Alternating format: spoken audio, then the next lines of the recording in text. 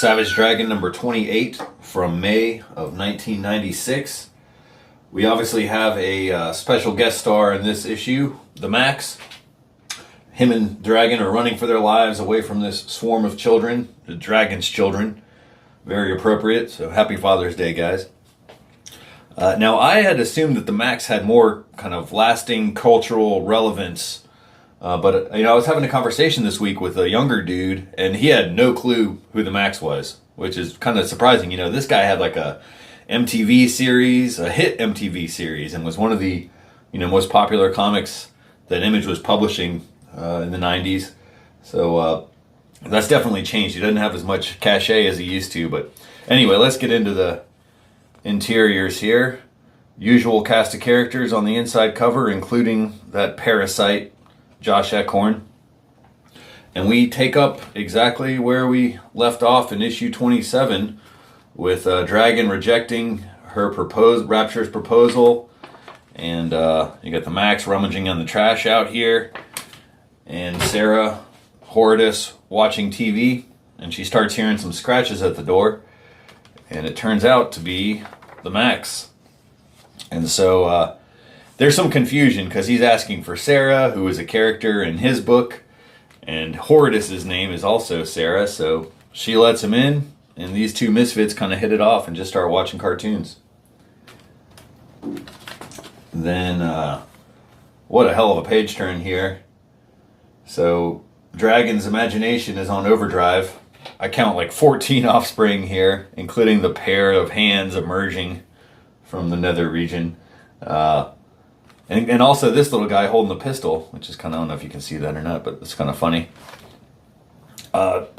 So she reveals that she's pregnant, and the first words out of Dragon's mouth are you sure it's mine?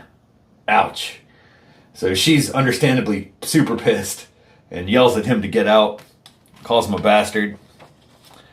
And so he knows he's screwed up, but then he's shocked to see, what the hell's going on here. The Max and Horridus, who's apparently naked. So he's wondering what the hell's going on. And meanwhile, it seems like the Fiend is seeking help from a satanic sorcerer so that they can send the Dragon straight to hell. It's strange that looks like Debbie. And as far as I remember, she wasn't possessed by the Fiend. It was her mother possessed by the Fiend. But anyway, we'll figure that out later. So we jump from the living room to a black void where the Max and the Dragon are transported. There's a foot chase, and then Max starts to narrate the comic with his inner monologue, and he indicates that we are now in the Outback. The Outback is like the psychic landscape of a person's psyche, sort of like a visual interpretation of their mind. And this is not the Max's Outback. This is apparently the Dragon's Outback, where there's just one thing on his mind, and that is the fear of fatherhood, apparently. So this army of little brats are created by the giant naked version of Rapture, and then the kids chase the heroes up this plateau. And there's nothing up top but a bucket and a mop, and Dragon's old girlfriend Debbie, who is toting this crazy gun. And so she just starts blasting the giant naked woman. But I guess it ricochets off of Rapture, and Debbie catches another bullet right in between the eyes here. Is it wrong to kind of laugh at this? I don't know. I mean, it looks pretty brutal, but it's played for humor. And Rapture destroys the plateau, forcing Dragon and the Max to retreat to these crates filled with rotten fruit, and they just start chucking the fruit at the kids. Just totally bizarre story. In the middle of this absurdity is a poster by Eric Larson, which is an homage to Megaton number 3, which I'll try and show that right next to it here. That's pretty cool. And then there's an ad for Body Count number 3 with some Simon Bisley art. I'll have to try and track that down. I don't have that series. So getting back to the story, it appears that the heroes have returned to reality and are stuck up this tree surrounded by these yapping dogs. And Max's friend Sarah escorts him to the bus. And so that's it for the Max. Now the dragon is just wondering if he should start drinking more. Back at Freak Force headquarters, looks like Dart and Justice have hooked up. And Rapture is eavesdropping on this conversation between Nurse Stevens and the dragon. And that turns her super jealous and very suspicious.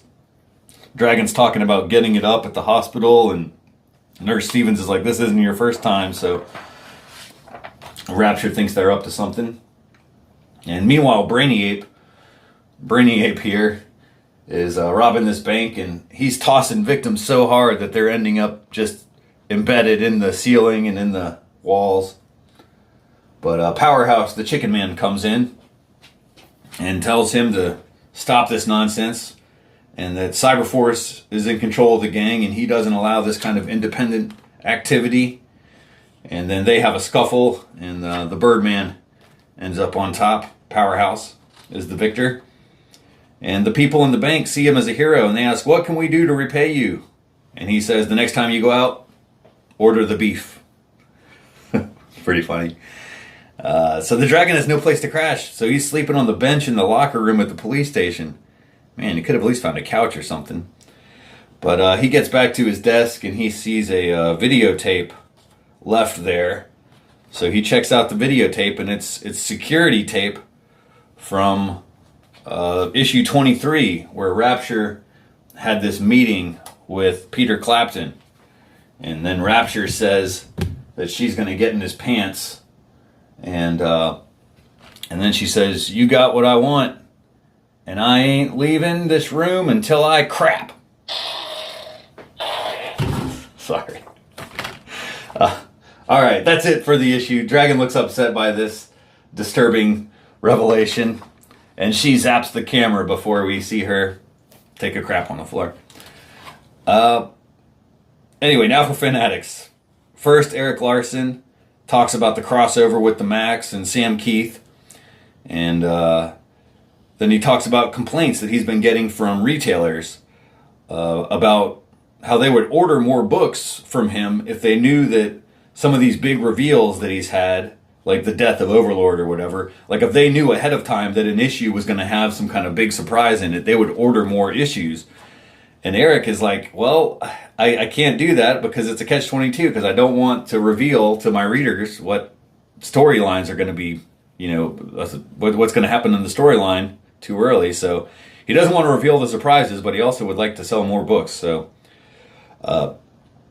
then there's a lot of responses to, in issue 26, Erik wrote this letter that I read about the kind of state of the industry. And this is at the height of the comics crash. And so people are worried about losing their favorite books like Savage Dragon. And, Erik says that he's not going to pursue publishing any new titles. He's just going to focus on this book. And that he might have to cut down on production costs by using like cheaper paper. And if things get really tight, he may be forced to eliminate the coloring and just be like a black and white book. But, and some readers suggest that he could run some advertisements, but his point is that if the sales are down, then he won't be able to get as much as he could for advertisement because they want as many readers as possible to see their ads. So anyway, scary times. On to more letters. I thought Mace was killed in issue 26, but and some other readers did as well. But apparently Mace is alive and well, so that's great.